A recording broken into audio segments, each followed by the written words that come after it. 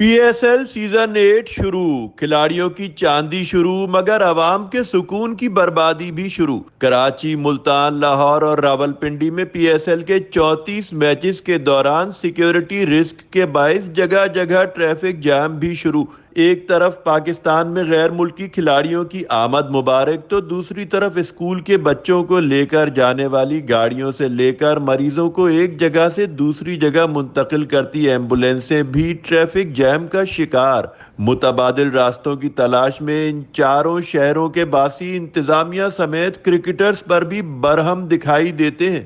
شومی قسمت یہ کہ نیشنل اسٹیڈیم کراچی سمیت چاروں شہروں میں قائم کرکٹ اسٹیڈیمز شہری آبادیوں کے بیچوں بیچ واقع ہیں۔ بچے اسکول جانے سے تنگ، مریض اسپتال جانے سے بے حال، کیا دفتر کیا کاروبار، سب کچھ پی ایس ایل کے مقابلوں کی نظر ہوا جاتا ہے۔ کیا ہی اچھا ہو کہ اسٹیڈیم میں کرکٹ بھی ہوتی رہے اور سڑکوں پر ٹریفک کا بہاؤ بھی برقرار رہے، مگر یہ خواب ہے۔ جب تک پی ایس ایل چلے گا، کراچی، لاہور، ملتان اور راولپنڈی میں گیند اور بلہ ہی چلے گا، ٹریفک نہیں چلے گی۔ نیوز پاکستان، کراچی۔